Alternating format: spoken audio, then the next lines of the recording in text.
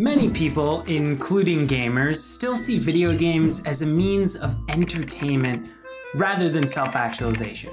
Which, when you see clips like this on YouTube, oh my gosh, watch out, Andy! yeah, understandable. Of course, you can and should use them for entertainment, but just like books, films, and other media, they can be profoundly transformational. It simply requires you come at games with an attitude of self-introspection and growth, rather than self-escape. Asking questions like, what can I learn about this? What does this say about the world? And will my friends still love me if I blow up their house with TNT? No. The answer is no. I've genuinely become a better person from playing video games, but to understand how and why, you need to hear a story about one of the greatest games ever made. The Witcher 3: Wild Hunt.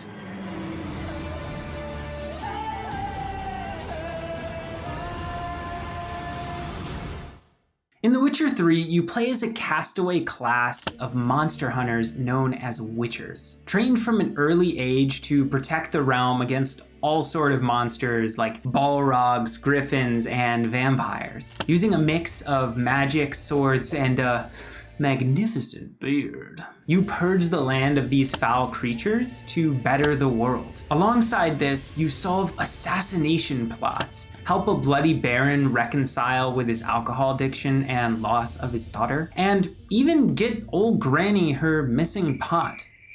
You'd think with such a valiant job, everyone you come across would welcome you smiling, beer in hand, and supper waiting at the table. But here's the thing.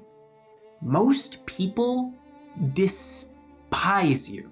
Witchers undergo such rigorous training and biological enhancement in the trial of the grasses, many no longer see them as human. They find in you the very monsters that you were trying to safeguard them against. People talk behind your back in brothels, they underpay you for jobs they don't want to do themselves, and they brawl you in the streets when you stay too long. And yet, you continue to help them nonetheless. It's here The Witcher gave me a key insight into what it means to be good. Act good when no one's watching, to stay true when no one's caring, and to be virtuous when no one's noticing.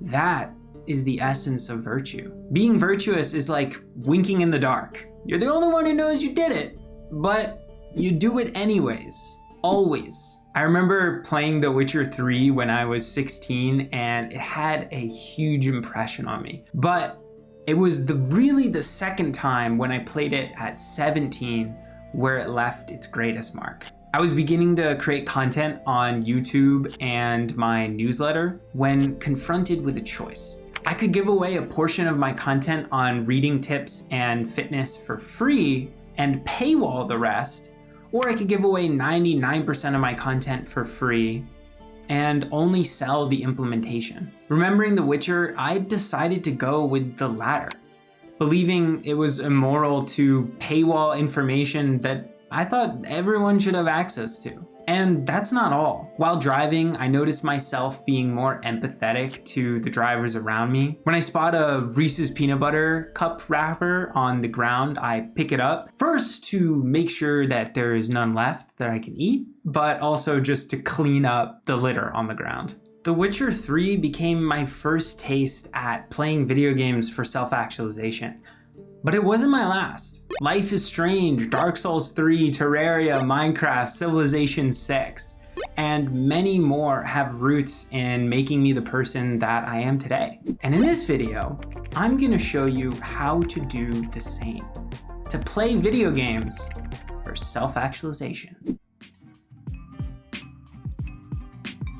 To learn how we can self-actualize with video games, we first need to understand what makes them different from other art mediums. To put it dirtily, video games are all the other art mediums on crack, with a bit of 5-hour energy mixed in and a pinch of curry powder. Video games incorporate every other art medium: music, digital graphics, 3D, design, animation, photography, typography, narrative writing, and way more. This gives them the most complexity out of any medium. Honestly, it's a wonder video games are even finished at all. It took 1,500 people globally and over $81 million in 3.5 years just to finish The Witcher 3. That's insane. However, the one key difference that differentiates video games and other art mediums starts with the letter C: choices.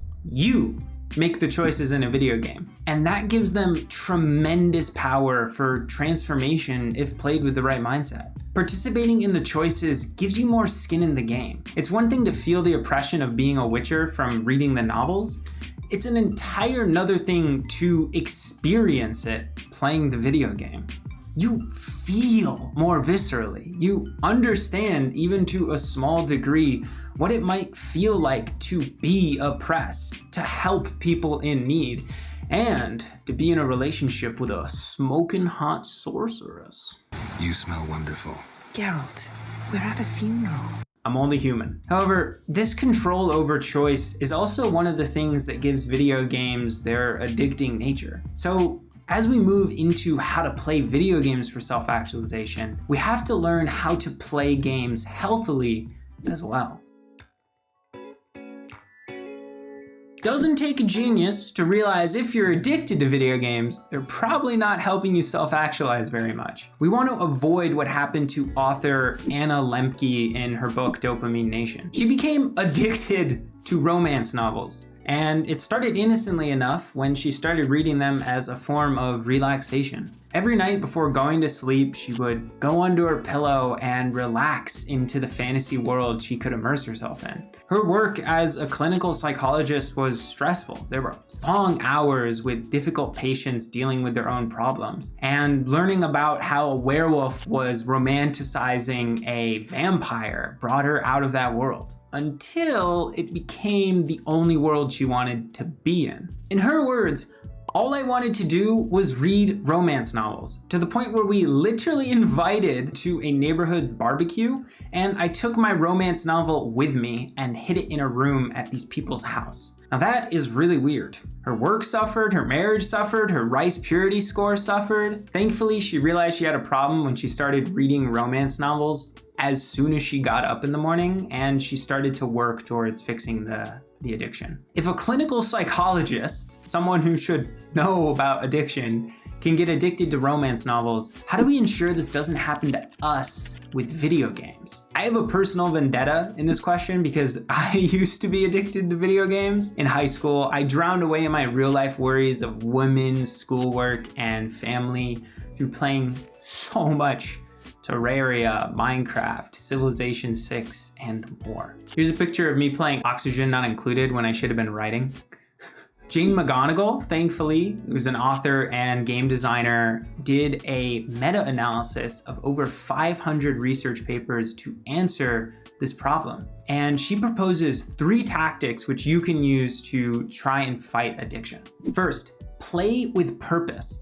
Before playing a game, ask yourself, why are you playing this? During and especially after each video game session, ask yourself, how do you feel? Are you still having fun? What is the game making you think about? Second, keep gaming under 21 hours a week. The mental and emotional benefits of gaming decrease drastically once you play after this point. And third and finally, try to avoid aggressive, competitive video games with strangers. I can attest that playing League of Legends competitively with strangers was one of the worst periods of my life. However, no research has shown that competitive games increase hostility or violence when played with people that you know. As long as you follow these 3 tactics, you should be safeguarded against addiction and you're ready to learn how to play for self-actualization.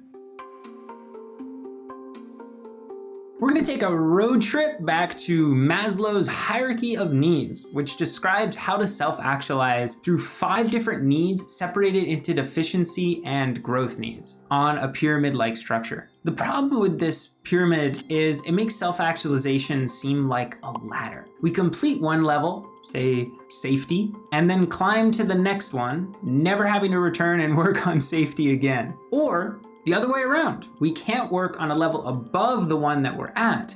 In reality, self-actualization is a constantly fluctuating process in which we often take 2 steps forward and go 1 step back, working on growth and deficiency needs simultaneously. Clearly, we need a new analogy for self-actualization. Instead of envisioning it as a pyramid, we can use the analogy of a sailboat Kaufman proposes in his excellent book, Transcend. The foundation of the boat represents deficiency needs of security, connection, and self-esteem. And the sail is made up of growth needs of exploration, love, and purpose. The foundation of a boat determines its strength amidst hard waves, which showcases how fulfilling deficiency needs helps prepare us for the storms which we'll inevitably see in life. The sail influences how well we can use wind to move, which showcases how growth needs help us better leverage the good things that happen to us in our life, while simultaneously illuminating the danger and vulnerability in opening our sails and exposing ourselves to unpredictable wind. Let's explore how games can help us build our sailboat. As cool as it would be, unfortunately, harvesting crops and building structures in Minecraft does not fulfill our safety needs for food, water, and shelter. So if you don't have these things already, this is probably the only part of self-actualization that video games are not going to fulfill. Speaking of Minecraft though, some of my best memories in high school were from playing Minecraft Realms with my friends. We would split into 2 teams and spend the first week in a peace period of mining, building, exploring. But once the peace ended, chaos.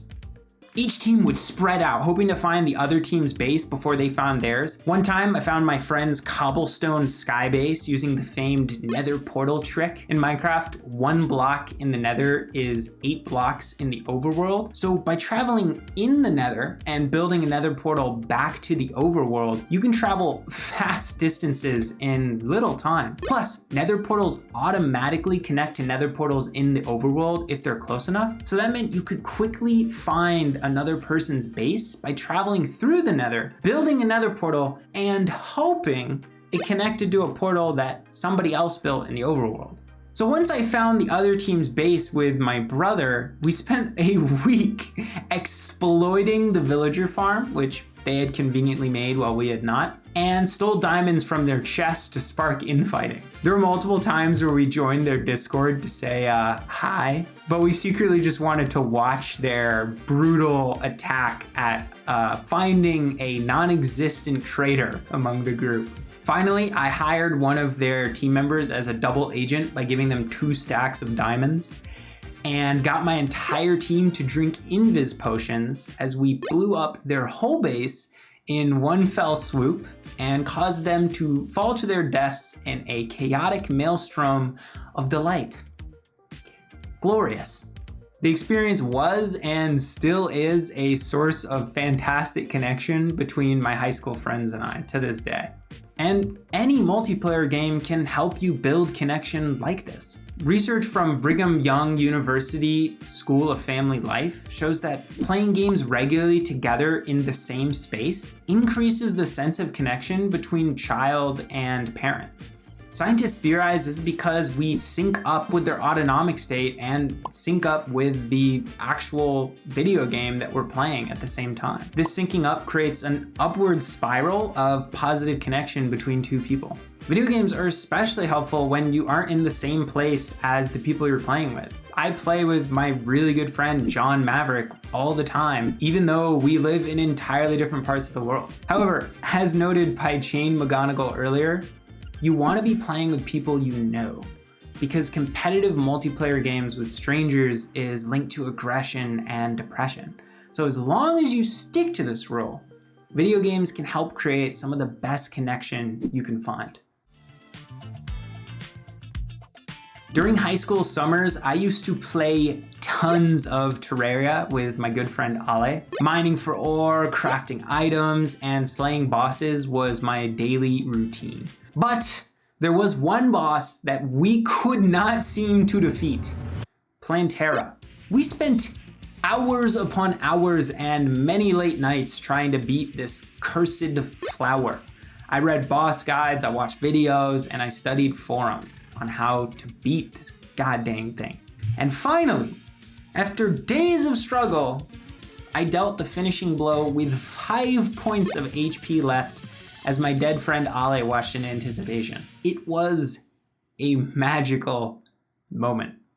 I felt a tremendous amount of self-esteem and accomplishment. Any video game can help you build self-efficacy and, in effect, self-esteem. As McGonagall explains in her book, Super Better, this is the classic path to increase self-efficacy. Accept a goal, make an effort, get feedback on that effort, improve a concrete skill, keep trying, and eventually succeed. You don't need a game to set off on this path, but because it is the very nature of games to challenge and improve our abilities, they're incredibly reliable and efficient ways to get there. The obvious question is, does this self-esteem translate to real life? One recent study showed that gamers exhibited a dispositional need to complete difficult tasks and the desire to exhibit high standards of performance in the face of frustration. When presented with both easy and difficult puzzles, those with a background in gaming tended to persist way longer on the puzzles than those that didn't play at all. What causes this shift to being willing to do hard things? While playing games, we adopt what Jane McGonagall calls a gameful mindset. We're more willing to fail because we understand failure is necessary for success. It's impossible to progress in games like Terraria without dying at least a few times. So we begin to see this dying as part of the path to winning. The next time you play a game for self-esteem, try to bring that gameful mindset with you into real life. One of the topics that I always struggled with in school was history. I simply did not understand what the point was. Why are we studying the past when there is so much going on in the present and so much to think about in the future? That was until I played Civilization 6. Civ 6 puts you at the head of an empire as one of history's greatest rulers. My first game ever, I played as Trajan of Rome. Ave viator, Augusta Roma imperator Caesar Trajanus sum. I built trade caravans by the dozen, I deconstructed amphitheaters to attract tourism, I founded city after city, spreading my purple colors like an ocean wave across the world, and something awesome happened. As I built my Roman Empire, I became interested in Greek and Roman history and philosophy. I began reading books such as the Nicomachean Ethics, the Meditations by Marcus Aurelius, and Letters from a Stoic by Seneca. Soon, this interest spread to other philosophies like Taoism, Buddhism, Confucianism, and more, as well as other times of history like the Three Kingdoms period of China and the Viking period.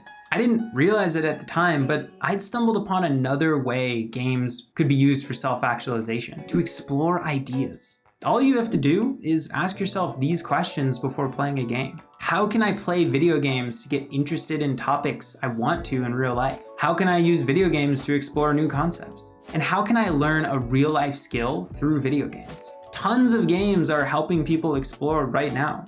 Duolingo has helped millions get into language learning. You can learn leadership skills as a guild leader in World of Warcraft. You can get really meta and try and understand human motivation and psychology through studying video games themselves. The question is, why are games so powerful for exploration? Study upon study, book upon book, all come to the same conclusion. Emotional connection is at the root of learning. If you want to make learning stick, and especially if you want to build a passion for learning something, you need to spark an emotional connection. Emotion isn't the icing you add on the cake at the end. It's the cake itself. Because video games put you in the front seat of choice, they build emotional connection in droves. That's how they got me interested in history. And that's what makes them such powerful avenues for exploration.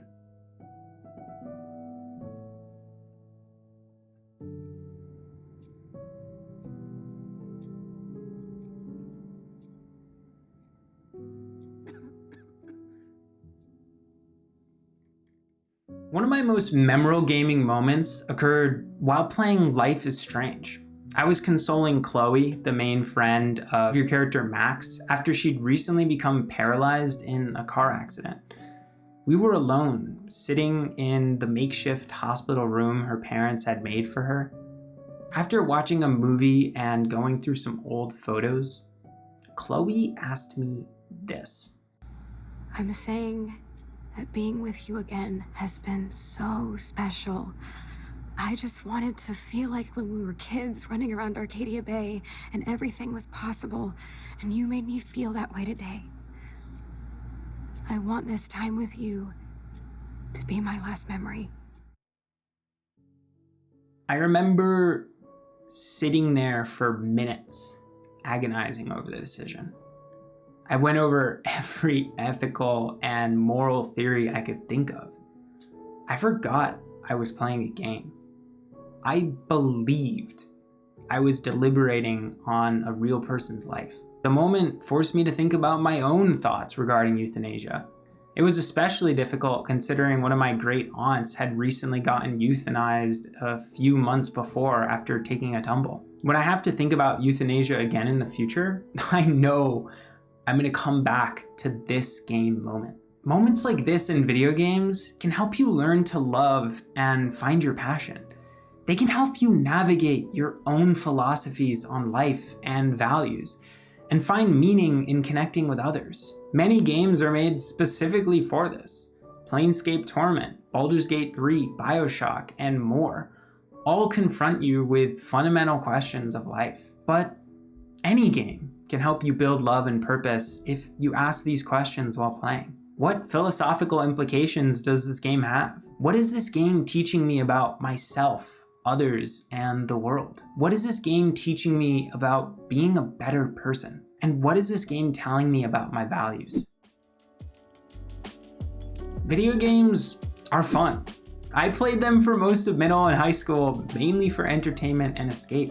But just like books, films, and other art mediums, they can be profound avenues for self-actualization. In many ways, they're arguably the best because they're the most complex. My journey to using video games for self-actualization started with The Witcher 3, but you can turn most video games into avenues for self-actualization. All it takes is some introspection. So, what will you be playing next? If you like this video, you should check out Self-Learning Quest, which helps you stay focused, maintain motivation, and learn faster outside work. In this free 5-day email course, you'll make learning the ultimate video game by combining gamification and meta-learning techniques. The average person spends 2/3 of their life outside work. And imagine who you could be if you spent even 10% of that on learning. So if you like this video and you're interested in that idea, check out the course in the description below. As always, have a fantastic rest of your day. Eat some peanut butter, and bye-bye.